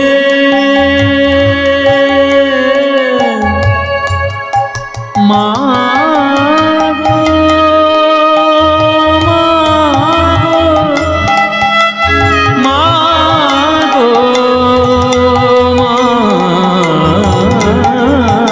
গো, কামনা বাসনার অসুর আমি গড়ে নিজের ভুলে। মায়ের অমন কোমল হাতে আমি খড়গ দিলাম তুলে। আস্তে বলুন তো মায়েরা, মা কালীর কটা হাত? কটা হাত বলে বাবা? এটা আবার জিজ্ঞেস করতে হয়? চোখের সামনে কালী ঠাকুর দেখছি, জানি না কটা হাত। 4খানা হাত। তাহলে প্রত্যেকটা হাতে কি কি আছে একবার বলুন দেখি? প্রত্যেক হাতে কি কি আছে? 4টে হাতে 4দিকে কি আছে? বাম দিকের উঁচু হাত, উঁচু হাতটাতে কি আছে বলুন দেখি? কি আছে? হ্যাঁ, খড়গ। আর বাম দিকের নিচের দিকের হাত কি আছে? মুন্ড। একদম সদ্য কাটা, সদ্য ছিন্ন, সদ্য কাটা মুন্ড। তাহলে এটা বাম দিক গেল। ডান দিকে কি আছে? ডান দিকের উপরের হাতে কি আছে? অভয় মুদ্রা। এই যে সোজা হাত, এটাকে অভয় মুদ্রা বলে। আর নিচের হাতটায় কি আছে? বর মুদ্রা। বর মুদ্রা কাকে বলে? বৃদ্ধাঙ্গুষ্ঠের অগ্রভাগ যখন অনামিকার প্রথম ভাগটাকে স্পর্শ করে, এই মুদ্রাটাকে বর মুদ্রা বলা হয়। এই বর মুদ্রা। তাহলে 4টে হাতে কি কি রইল? খড়গ রইল, মুন্ড রইল, অভয় মুদ্রা, বর মুদ্রা। এই 4টি প্রতীক চিহ্ন মায়ের হাতে রয়েছে। কিন্তু মায়ের হাতে খড়গ কেন আসবে? মা কি কখনো খড়গ ধরে? ধরে। কাদের জন্য ধরে? অসুর বিনাশ করার জন্য ধরে। কোন অসুর বিনাশ করার জন্য? কবি বলছেন তার দর্শন দিয়ে, ওই রম্ভাসুর, রক্তবীজ, শুম্ভ নিশুম্ভ এদের জন্য নয়, ওটা তো রূপক মাত্র। আমাদের জীবনের যে অসুরগুলো রয়েছে সেই অসুরগুলো হচ্ছে কামনা আর বাসনা দিয়ে তৈরি। সেই অসুরদেরকে নিধন করার জন্য মা আজ হাতে খড়গ তুলে ধরে আমাদেরকে রক্ষা করছেন। কামনা বাসনার অসুর আমি গড়ে নিজের ভুলে, মায়ের রমন কোমল হাতে আমি খড়গ দিলাম তুলে। মামে গরিব মাতার নেই যে বসন, বসতে দেব নেই সে আসন। তাই দানবেরই মুন্ড কেটে বসন গড়েছে করালি। মা গো চোখের মনে কালো বলে মাকে বলি কালি। আমার চোখের মনে কালো বলে মাকে বলি কালি। পিতা আমার শ্মশানে রয়, এই সুযোগে সমন ভয়। ভয় দেখালে আমি শুধু কেঁদে বলি দাও মা অভয়। কি অপূর্ব কথা! পিতা আমার শ্মশানে রয়, এই সুযোগে সমন ভয়। ওই ভয় দেখালে আমি শুধু কেঁদে বলি দাও মা। ভীরু ছেলে নিয়ে কোলে মা,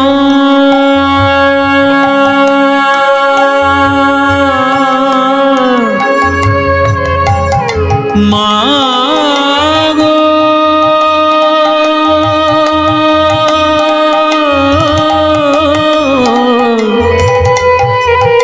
মা গো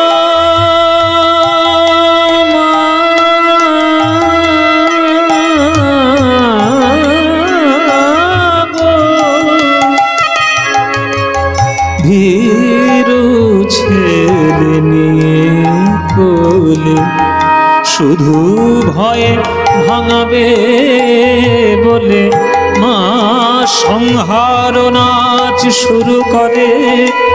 শিব এলো ওই শ্মশান ছেড়ে, আপন বুক পেতে মার নাচ থামে। মাকে বলে শ্মশান কালী। মা গো চোখের মনি কালো বলে মাকে বলি কালী। আমার চোখের মনি কালো বলে মাকে বলি কালী। আমার চোখের মনি কালো বলে মাকে বলি কালী। মা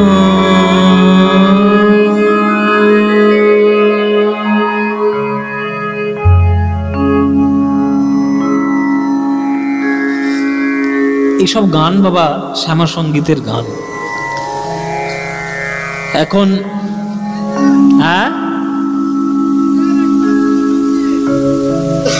অনল চট্টোপাধ্যায় শ্যামা সঙ্গীত মানে আমার গুরু সেরেছে। আচ্ছা সে যদি হয় হবে, দেখা যাক। এই সমস্ত যেসব গান আপনাদেরকে একটু আমি করজোরে অনুরোধ করব, এটা আইন রক্ষার একটা স্থান। আইনের কথাই বলা উচিত। কোর্ট থেকে বিভিন্ন আইনের সংস্থান থেকে বলে দেওয়া রয়েছে যে কতটুকু আপনার লিমিটেশন। এই যে আপনাদের নিজের যথেচ্ছাচার আর কি, মানে যাই ইচ্ছা তাই। এই যে চারিদিকে এখন হয়ে বেড়াচ্ছে, এটা ঠিক নয়। আমরা ছোটবেলায় যখন কালী পুজোর দিন সকালবেলায় আসতো, তখন সকালবেলায় করে কালী পুজোর দিনে ওই পান্নালাল বাবুর গান, মানে পান্নালাল ভট্টাচার্যের গান, ধনঞ্জয় ভট্টাচার্যের গান, আমার গুরুজি পণ্ডিত অজয় চক্রবর্তীর গান, মান্না বাবুর গান, এই সব গানগুলো শ্যামার সঙ্গীত আমরা ছোটবেলা থেকে শুনে বড় হয়েছি। কিন্তু আমাদের সন্তানগুলো, আমাদের ছোট ছোট ছেলেগুলো, তারা এখন কালী পুজোর দিন কি শুনে বড় হচ্ছে?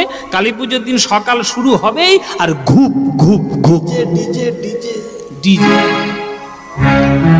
এই সব সংস্কৃতি দেখে তারা বড় হচ্ছে। তাহলে তারা কি আর পান্নালালকে চিনবে, কি আর অজয় চক্রবর্তীকে চিনবে, কি তারা মান্না বাবুকে চিনবে, আর কি তারা রামপ্রসাদ দাশরথী রায়কে চিনবে? হ্যাঁ, আপনাদের সংস্কৃতি সন্তানের দেওয়ার দায়িত্ব আপনাদের। তাই হাত জোরে করে অনুরোধ করি, অপসংস্কৃতির দিকে যাবেন না। যেগুলো খুব দেখবেন চকচক করে, সেগুলো সবসময় শোনা হয় না। যেগুলোর জন্য খুব ভাইরাল হয়ে যাচ্ছে, সব সময় ভাইরাল হওয়া জিনিস যে খুব উন্নত মানের, এটা সম্পূর্ণ বিশ্বাসযোগ্য নয়। মাঝে মাঝে দেখবেন যারা সঠিক সাধু, তারা জনসমক্ষে আসে না, তারা জঙ্গলের গভীর অরণ্যের মধ্যে গিয়ে সাধনা করে। তাই ভালো জিনিসের মান দিতে, মর্যাদা দিতে শিখুন। পান্নালাল বাবুর গান চালান, আমার গুরুজির গান চালান, মান্নাবাবুর গান চালান, ধনঞ্জয় ভট্টাচার্যের গান চালান, কাজী নজরুল ইসলামের শ্যামা সঙ্গীত চালান। একটা মুসলমান হয়ে কাজী নজরুল ইসলাম যে শ্যামা সঙ্গীত লিখে দিয়ে গেছে, পাবেন না ওই রকম গান। লাগলো লাগলো শ্যামা নামের লাগলো আগুন, আমার দেহ ধূপ কাঠিতে,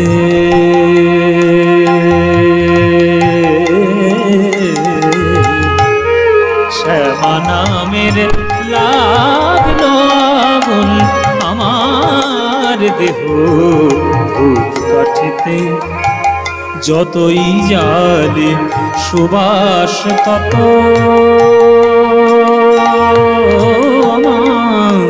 যতই জালে সুবাস তত, ছড়িয়ে পড়ে চারিভিতে,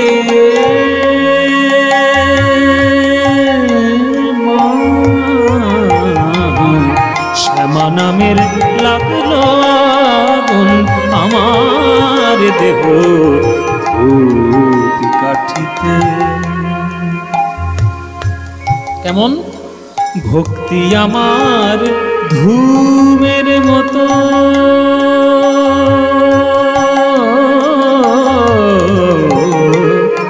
ভক্তি আমার ধূমের মতো, ঊর্ধ্বে ওঠে অবিরত,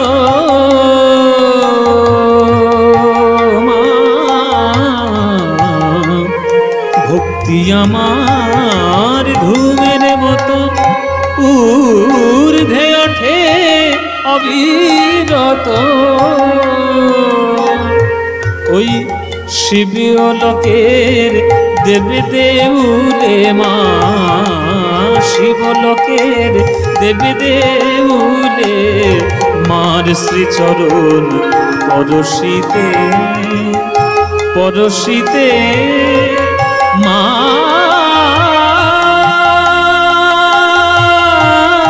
গো, মা মা গো মা, শ্যামা নামের লাগলো আগুন, আমার দেহ ধূপ কাঠিতে। ওই দেখো কালী ঠাকুরের গান ধরেছি, সব ঘরে যাচ্ছে।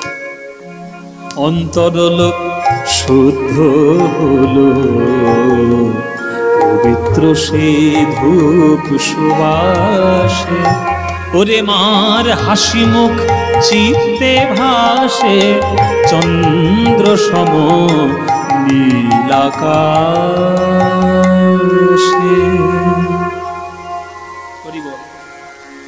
মার হাসি মুখ চিত্তে ভাসে, চন্দ্র সম নীলাকাশে। কি গো মায়েরা, বুঝতে পারছো না নাকি গানগুলো? কাজী নজরুল ইসলাম লিখছেন, অন্তরলোক শুদ্ধ হলো, পবিত্র সেই ধূপ সুবাসে, মার হাসি মুখ চিত্তে ভাসে, চন্দ্র সম নীল আকাশে। কোথায় পাবেন সাহিত্য এরকম? চন্দ্র সমনীল আকাশে। এবার আকাশে উঠে কেমন হলো? সব কিছু মোর পুড়ে কবে মা, সব কিছু মোর পুড়ে কবে, চিরতরে ভস্ম হবে। আমি মার ললাটে আঁকব তিলক, মার ললাটে আঁকব তিলক, সেই ভস্ম বিভূতিতে বিভূতিতে মা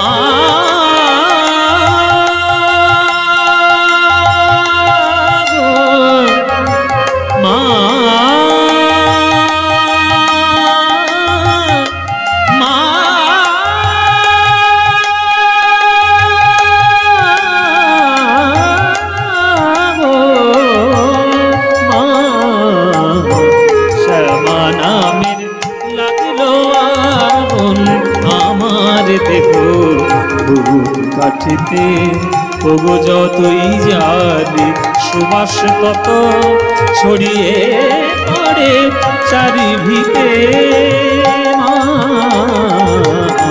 শ্যামা নামের লাগলো আগুন আমার দেহ কাঠিতে, আমার দেহ কাঠিতে, আমার দেহ কাঠিতে।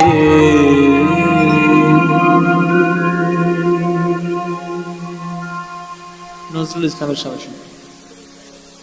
এইবার কৃষ্ণ যখন মায়াকে ডাকলেন, সারা বৃন্দাবনকে মায়া তার জালে পরিচ্ছন্ন করলেন। যোগ মায়া সরি হরি মায়া প্রকাশিল রে, গোবর্ধন পূজায়।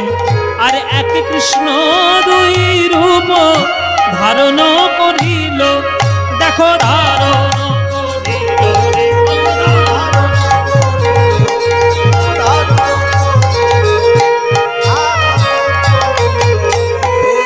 গোবর্ধন পূজায়, ওই গোবর্ধন পূজায়।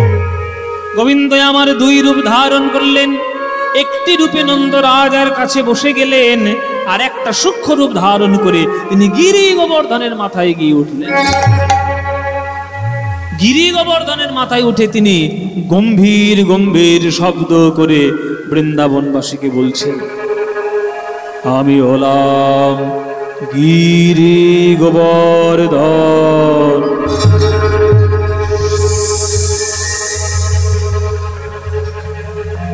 বাবা পাহাড় কথা বলছি, পাথর কথা বলছি।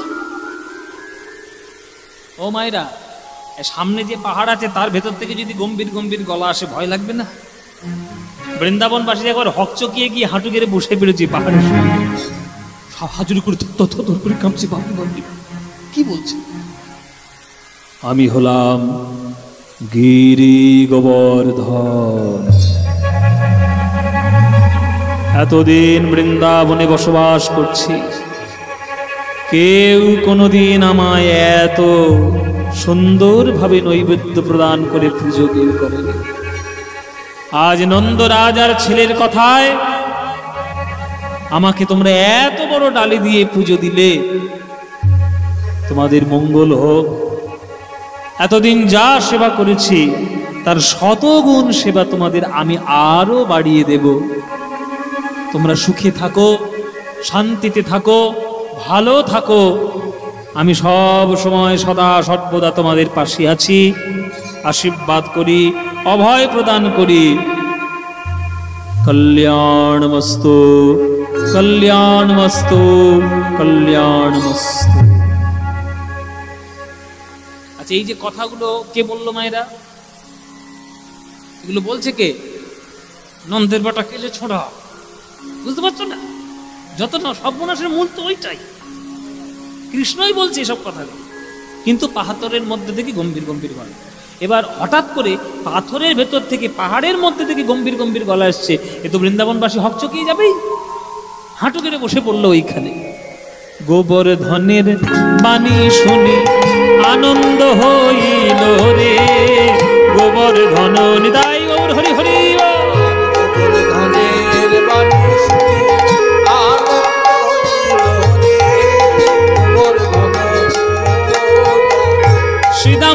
রাম সবে মিলি তারা নাচিতে লাগিল, দেখো নাচিতে লাগিল।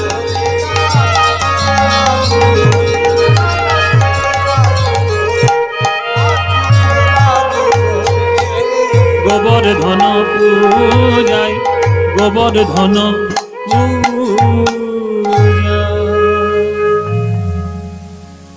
সবাই আনন্দ করে গোবর্ধনের পুজো দিলেন। এদিকে হঠাৎ স্বর্গরাজ্যে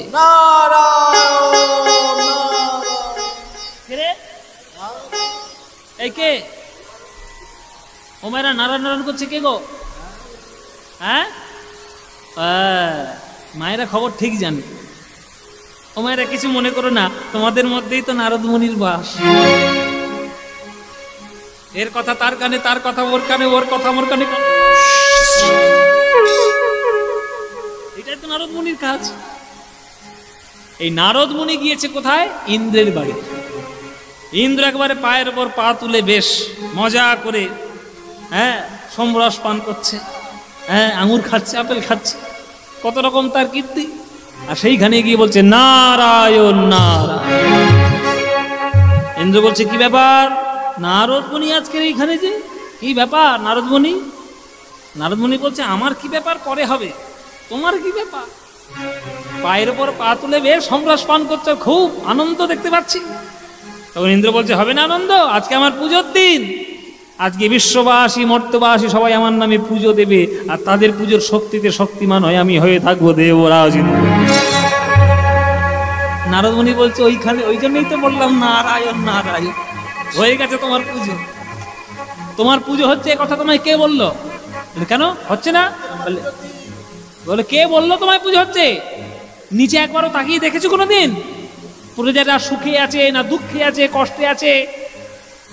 জীবনে তো তাদের কাছে যাও না, আর এখানে পায়ের উপর পা তুলে সমরস পান করে তুমি নানান ধরনের কীর্তি করছো। তোমার পুজো আর বৃন্দাবন থেকে কোনোদিন আসবে না। কেন কেন আসবে না? কে বাধা দিয়েছে? কে বাধা দেবে? ওই বৃন্দাবনে এখন কে আছে? সর্বঘটের একবারে শেষ কথা, ওই নন্দের বেটা কেলে ছোড়া, ওই বেটা বারণ করেছে। কি এত বড় স্পর্ধা ওই নন্দের বেটা কেলে ছোড়া? হ্যাঁ, আমার পুজো বন্ধ করবে? ওর বাপ আমার পুজো করেছে, ওর ঠাকুর আমার পুজো করেছে, ও 14 আরো মজা দেখাচ্ছে। এই কাল মেঘ, এই কাল বজ্র, এই কাল ঝড়, এক্ষুনি তোরা ছুটে আয়, বৃন্দাবনে যাবি, এমন ঝড় বৃষ্টি দিবি যেন বৃন্দাবন নামক গ্রামটা পৃথিবীর মানচিত্র থেকে একেবারে ধুয়ে।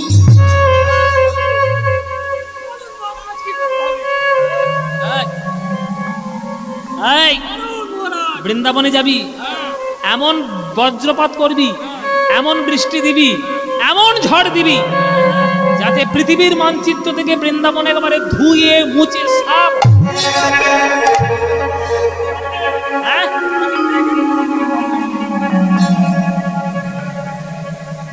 যত গোপ গণ গিরির পূজন, যত গোপ গণ গিরির পূজন, শুনি আসে দেবরাজ।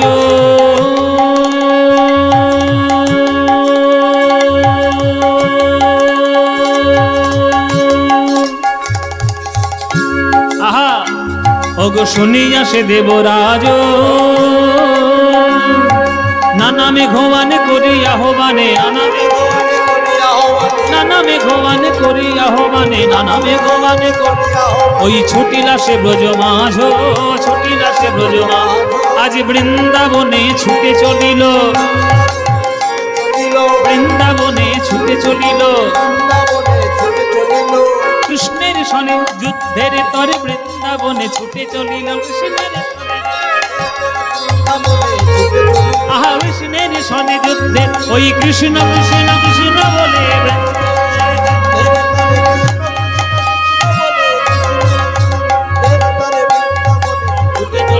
বৃন্দাবনে ছুটে চলিল। সমগ্র বৃন্দাবন পরিপূর্ণ হয়ে গেল। তীব্র বজ্র, তীব্র বৃষ্টিপাত, তীব্র ঝড় বাতাস এমন শুরু হলো যেন বৃন্দাবন একেবারে ধুয়ে মুছে পরিষ্কার।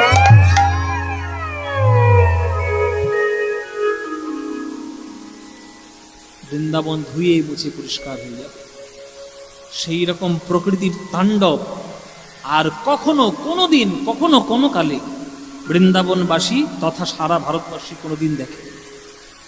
7 দিন 7 রাত এমন তীব্র বৃষ্টি, এমন তীব্র প্রকৃতির দুর্যোগ চলেছে, ওই রকম দুর্যোগ কখনো ভারতবর্ষের ইতিহাসে হয়। আমার বলতেও খারাপ লাগছে যেন এটা কখনো না হয়। কি করবেন, কিন্তু কিছু করারও তো নেই, প্রকৃতির ব্যাপার, আমাদের হাতে কিছু নেই। এই বছর যে বাঁকুড়া, এই আবার আপনাদের বাঁকুড়া জেলা, এদিকে পুরুলিয়ার কিছু অংশ এবং হুগলির কিছু অংশ যেভাবে বন্যায় ভেঙে পড়ে বিপর্যস্ত হয়ে গেল। কদিনের বৃষ্টি, মাত্র 2-3 দিনের টানা বৃষ্টি। আর বৃন্দাবনে বৃষ্টি হচ্ছে 7 দিন 7 রাত একটানা বৃষ্টি। ওই রকম প্রকৃতির দুর্যোগ কখনো কেউ দেখি। বৃন্দাবনবাসী মনে মনে ভাবছে, দেখেছো কেন আমরা ওই বাচ্চা ছেলেটার কথা শুনতে গিয়ে আমরা ইন্দ্রকে পুজো বন্ধ করে যেটা পাহাড়ের পুজো করলাম। এই বাচ্চা ছেলের কথা শুনে এবার মরতে বসেছি আর কি, এই নন্দের বেটা কেলে ছোড়ার জন্য। সবাই দোষারোপ করছে। কৃষ্ণ মনে মনে ভাবছেন, এইবার আমার আসল লীলাটি দেখাতে হবে। আমার ভক্তের মান মর্যাদা যাতে চিরকাল পৃথিবীতে মাথা উঁচু হয়ে থাকে, তার জন্যই তোমার পৃথিবীতে আসা। চল, ব্রজবাসীর ক্লেশ দেখে আমার নন্দের নন্দন রে, ব্রজবাসীর উর্ধ্বনি মার উর্ধ্বনি,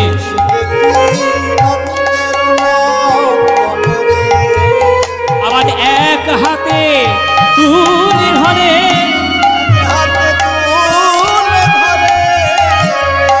এক হাতে তুলে ধরে, এক হাতে তুলে ধরে গিরি গোবর্ধন, গিরি গোবর্ধন, ওই এক হাতে নিতাই গৌর হরি হরি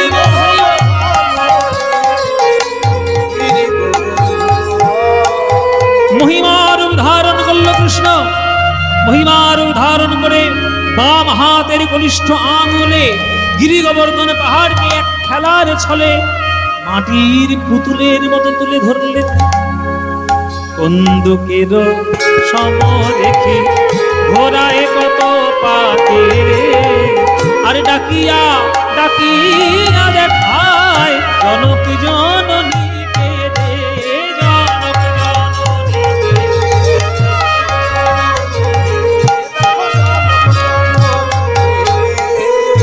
গিরি গোবর্ধন, ওই গিরি গোবর্ধন।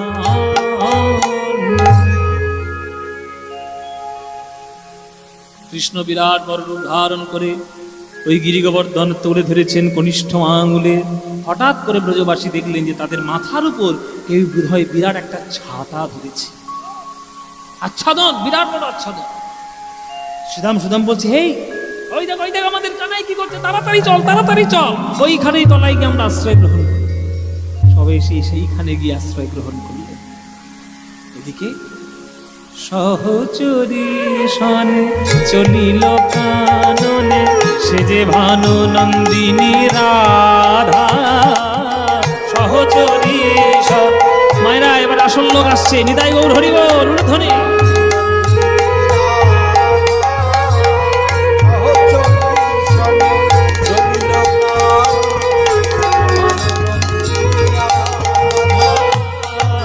গিরি গোবর্ধন হইয়া হর সমন পুরিল মনের সারা, গিরি গোবর্ধন হইয়া হর সমন পুরিল মনের সারা।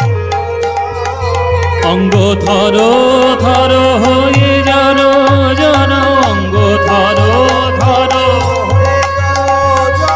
মদন বানে আঘাতে,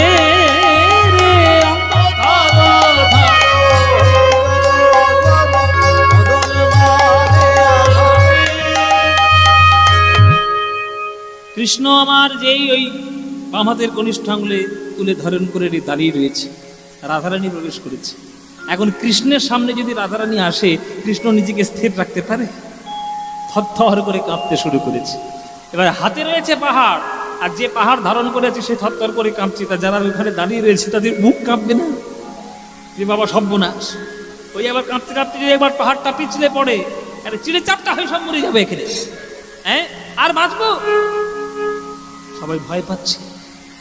তারপরে কি করছে? নন্দরানী মনে মনে ভাবছে, আমার ওই দুধ খাওয়া ছেলে, মাখন খাওয়া ছেলে কতক্ষণ ধরে ডাকবে একটা পাহাড়, এই শ্রীদাম সুদা, তোরা দাঁড়িয়ে দাঁড়িয়ে মজা দেখতিস, যা গিয়ে ঠেকনা দে। শ্রীদাম সুদাম দাদা বলো রাম, ঘিরিল কানাইয়ের অঙ্গ রে। শ্রীদাম সুদাম দাদা বলো,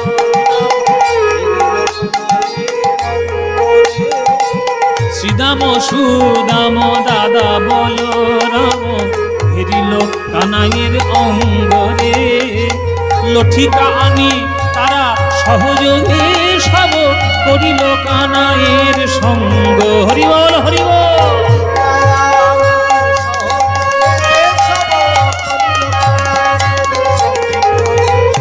তারা লাঠি দিয়ে ঠেক না দিল, লাঠি দিয়ে। ভাই কানাই বুঝি আমার পড়ে যাবে, লাঠি দিয়ে ঠেক না দিল।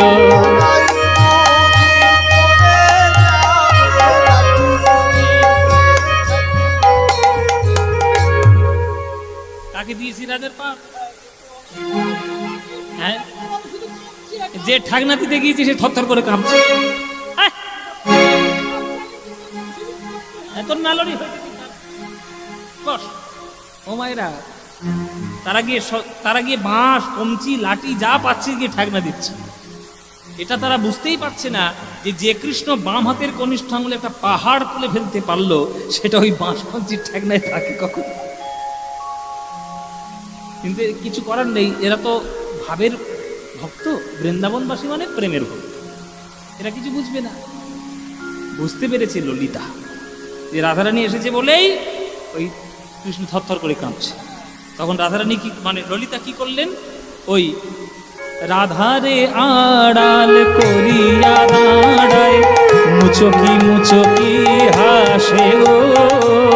রাধারে আড়াল করিয়া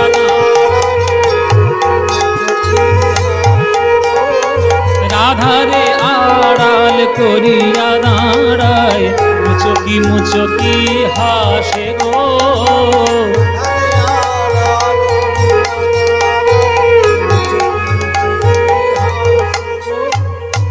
রাধারানীর সামনে গিয়ে ললিতা ধপাস করে দাঁড়িয়ে। রাধারানী রেগে গেছে, আমার সামনে এসে দাঁড়ালি কেন? আমি আমার বধূকে দেখছি, কৃষ্ণকে দেখছি, তোর গায়ে সহ্য হচ্ছে না? এই ললিতা, আমার ভালো কি তোর সয় না? আমার সামনে কেন দাঁড়াইলি? আমার ভালো কি তোর সয় না? আমি বধূর বাদন দেখে নারী, সামনে কেন দাঁড়াইলি? বধূর বাদনে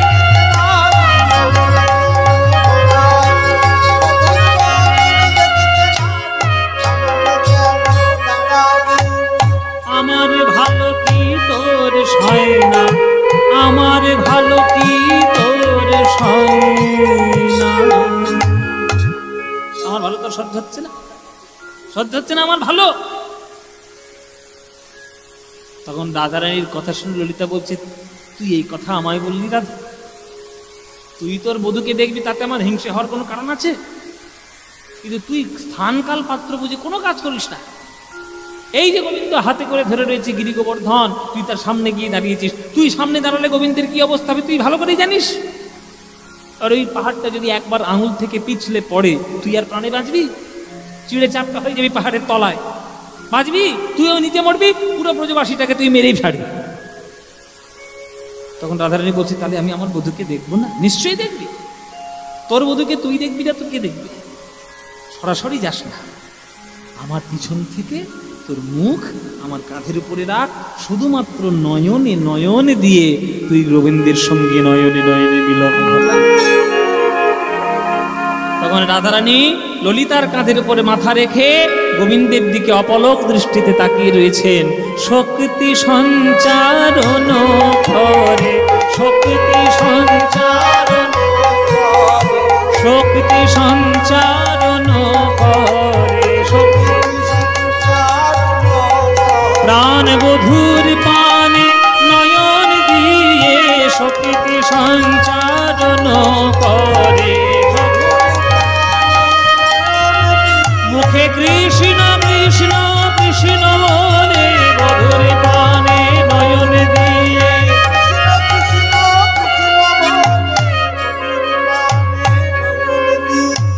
শক্তি সঞ্চারণ করে, শক্তি সঞ্চারণ করে। ওই রাধারানীর নয়নের দৃষ্টির শক্তিতে শক্তিমান হয়ে কৃষ্ণ 7 দিন 7 রাত একভাবে ওই বাম হাতের কনিষ্ঠ আঙ্গুলে গিরি গোবর্ধনকে নিয়ে দাঁড়িয়েছিল। আর ইন্দ্রের যখন কোনো শক্তি অবশেষ রইল না, তখন ইন্দ্র এসে গোবিন্দের চরণ ধরল। হে গোবিন্দ, আমায় তুমি ক্ষমা করে দাও, আমার অহংকার হয়ে গেছিল। স্বর্গ রাজ্যে বহুত দিন ধরে কোনো অসুর আক্রমণ করেনি, তাই আমি নিজে ভাবতে বসেছিলাম আমি বোধহয় সর্বশক্তিমান হয়ে গেছি, আমার উপরে কেউ নেই। কিন্তু ঈশ্বর পরম কৃষ্ণ সচ্চিদানন্দ বিগ্রহ অনাদির আদি গোবিন্দ সর্বকারণ কারণম, তুমি যে সর্বশেষ, তুমি যে আমাদের সর্বশক্তির আধার, ভুলে গেছিলাম প্রভু, তুমি ক্ষমা করে দাও, আর কখনো এই কাজ করবে না। তখন গোবিন্দ বললেন, শোনো ইন্দ্র, আমার ভক্তদের সঙ্গে কখনো লাগতে আসবে না। এই গিরি গোবর্ধন স্বয়ং আমি বলে আজ থেকে জানবে। আমি আজ বৃন্দাবনে ঘোষণা করলাম যে আমাকে বৃন্দাবনে এসে দর্শন করে তারা যা পুণ্য না পাবে তার আরো বেশি পুণ্য পাবে, তারা যদি গিরি গোবর্ধন একবার প্রদক্ষিণ করে নিতে পারে, আমার পূর্ণ শক্তি পূর্ণ কৃপা গ্রহণ করতে পারে। তাই মায়েরা, ওই জন্যই বলছিলাম প্রথমে যে জীবনে যদি কষ্টও হয় একবার, একটু কষ্ট করে অন্তত একবার গিরি গোবর্ধনটা প্রদক্ষিণ করে দেবে। গিরি গোবর্ধন প্রদক্ষিণ করা মানে মনে মনে জানবেন যে স্বয়ং গোবিন্দকেই আপনারা প্রদক্ষিণ করলেন। তাই গোবিন্দকে গিরিরাজ বলা হয়। গিরিরাজ, হ্যাঁ, তিনি গিরি গোবর্ধন ধারণ করেছেন, তাই তিনি গিরিরাজ। ইন্দ্র চরণে ক্ষমা চাইলেন, ক্ষমাও পেলেন। ইন্দ্র চলে গেল, আবার স্বাভাবিকভাবে গিরি গোবর্ধনকে নামিয়ে দিলেন। নামিয়ে দিয়ে আজ বৃন্দাবনবাসীর সঙ্গে মিলিত হলেন। এই হচ্ছে গিরি গোবর্ধন ধারণ লীলা এবং অন্নকূট উৎসবের প্রারম্ভ লীলা। জয় নিতাই, জয় নিতাই। সেই লীলা আমরা আস্বাদন করলাম এতক্ষণ ধরে, আপনারাও এত রাত ধরে আস্বাদন করলেন। চলুন আমরা এবার বিদায় নেব। এবার যাওয়ার আগে দুটি গান গেয়ে, ভজন এবং আমার কীর্তনের একটা নগর কীর্তন গেয়ে আজকের আমরা শেষ করব সবাই মিলে। अच्युतं केशवं कृष्णदामोदरं, अच्युतं केशवं कृष्णदामोदरं, रामनारायणं जानकीवल्लभं, रामनारायणं। अच्युतं केशवं कृष्णदामोदरं, अच्युतं रामनारायणं जानकीवल्लभं, रामनारायणं। कौन कहते हैं भगवान आते नहीं, कौन कहते हैं भगवान आते नहीं, कौन कहते हैं भगवान आते नहीं, कौन कहते हैं भगवान आते नहीं। तुम मीरा के जैसे बुलाते नहीं, तुम मीरा के जैसे बुलाते, तुम मीरा के जैसे बुलाते नहीं, तुम मीरा के जैसे बुलाते। अच्युतं केशवं कृष्णदामोदरं, अच्युतं केशवं कृष्णदामोदरं, रामनारायणं जानकीवल्लभं, रामनारायणं। कौन कहते हैं भगवान खाते नहीं, कौन कहते बेर शबरी के जैसे खिलाते नहीं, बेर शबरी के जैसे खिलाते। अच्युतम केशवम कृष्ण दामोदरम, अच्युतम केशवम कृष्ण दामोदरम, राम नारायणम जानकी वल्लभम, राम नारायणम। कौन कहते हैं भगवान नाचते नहीं, कौन कहते हैं भगवान नाचते, कौन कहते हैं भगवान नाचते नहीं, कौन कहते हैं भगवान नाचते नहीं। गोपियों की तरह तुम नचाते नहीं, गोपियों की तरह तुम नचाते नहीं। अच्युतम केशवम कृष्ण दामोदरम, अच्युतम केशवम कृष्ण दामोदरम, राम नारायणम जानकी वल्लभम, राम नारायणम कृष्ण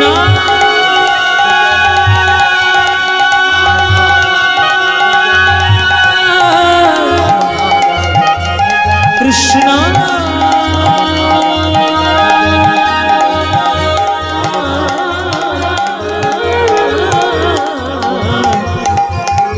हरे कृष्ण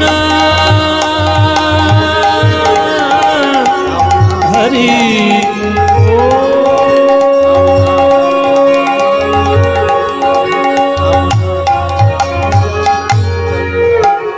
প্রেমানন্দে মেতে হরি বলো, হরি নামের বন্যা যে এলো। প্রেমানন্দে মেতে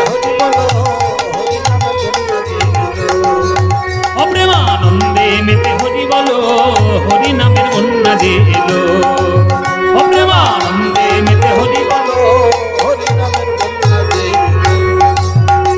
ওই দয়াল গৌর নিত্যানন্দ প্রেমেতে সাঁতার দিল, দয়াল গৌর নিত্যানন্দ প্রেমেতে সাঁতার দিল, ওই দয়াল গৌর নিত্যানন্দ প্রেমেতে সাঁতার দিল, দয়াল গৌর নিত্যানন্দ প্রেমেতে সাঁতার দিল।